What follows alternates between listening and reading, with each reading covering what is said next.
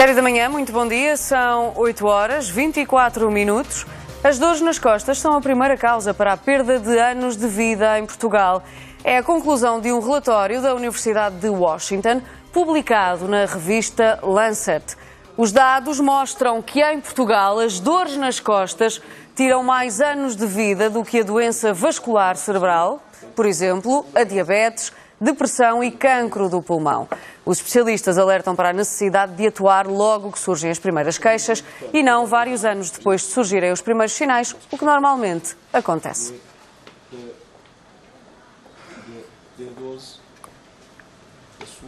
Falamos exatamente sobre este assunto, dores nas costas, com Luís Teixeira, médico ortopedista, especialista em patologia da coluna vertebral. Sr. Doutor, muito bom dia, obrigada pela sua presença.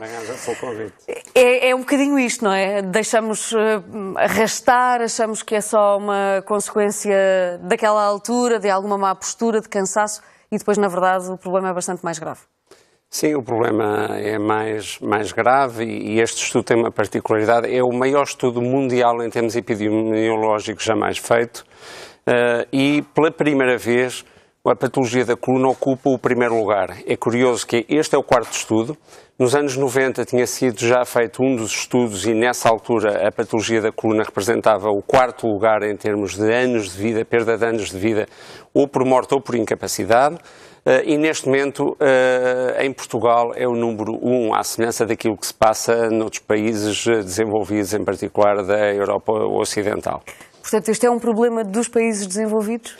É um problema que tem muito a ver com o nosso estilo de vida, tem muito a ver com o sedentarismo, tem muito a ver com a ausência de exercício físico e, acima de tudo, é evidente que a relevância da patologia da coluna e o passar para o primeiro lugar tem um pouco a ver porque em países menos desenvolvidos há outras patologias que ocupam os lugares cimeiros.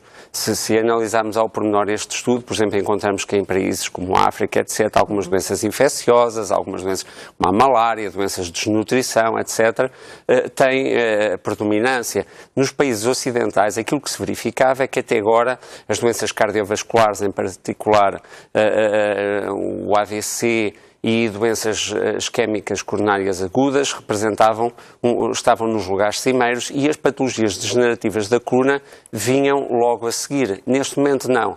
A patologia da coluna ocupa o primeiro lugar. Isso, se nós analisarmos, isto representa o quê?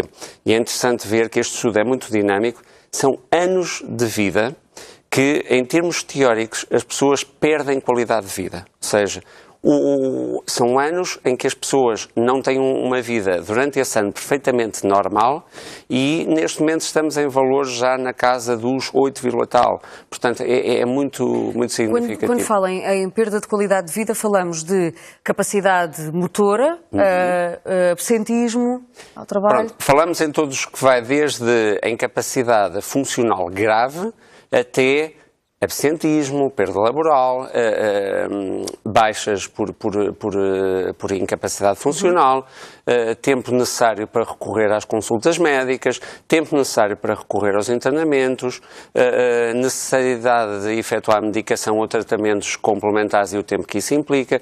Portanto, tudo isto somado implica o tempo que a pessoa dedica para o tratamento da sua patologia e em que é que isso interfere na ausência de tempo de qualidade de vida em que podia ter uma vida perfeitamente saudável.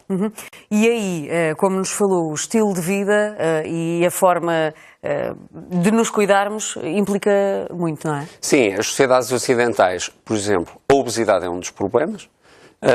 E a obesidade está claramente associada ao aumento da dor da coluna vertebral, em particular da dor lombar.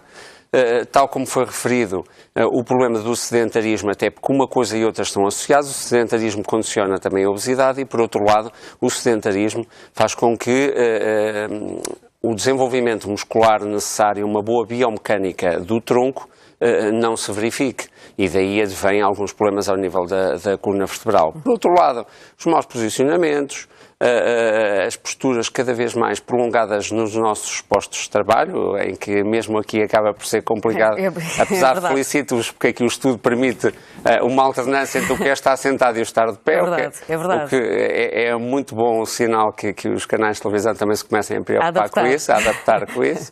E, portanto, todos estes problemas são aqueles que que fazem com que neste momento, infelizmente, a patologia da coluna, neste estudo, publicado, como sabe, por uma das revistas de maior relevo a nível mundial, que é a Lancet, ocupa o número 1. Uhum. Quando falamos de dores nas costas, falamos de quê? Por exemplo, temos aqui esta imagem que é, é muito representativa também daquilo que acontece e das queixas que as pessoas podem representar, mas não é a única. Não, a maioria das dores nas costas tem a ver até com a região lumbar, portanto, mais abaixo do que esta imagem, que aponta mais para a região cervical e a transição entre a região cervical e a região dorsal.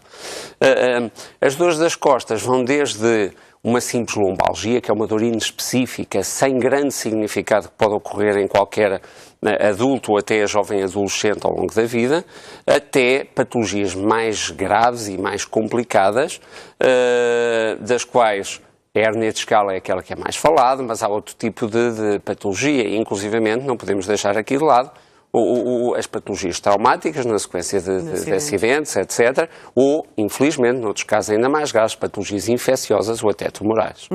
Como são diferentes dores, implicam também diferentes tratamentos? Implicam diferentes tratamentos, implicam, acima de tudo, diferentes abordagens. Diferentes abordagens no diagnóstico e depois, naturalmente, diferentes abordagens no tratamento que lhe é feito. Aquela noção de que dor nas costas obrigatoriamente pode implicar uma cirurgia que cada vez está mais posta de parte. Felizmente, a maioria dos casos são tratados sem recurso à cirurgia e mesmo quando tal é necessário, hoje em dia as técnicas evoluíram de tal forma que com cirurgias muito menos agressivas é mais fácil haver uma recuperação funcional e uma reabilitação para as atividades laborais. Dr. Luís Teixeira, muito obrigada pela sua presença. Bem-aja, obrigado. Obrigada, bom dia.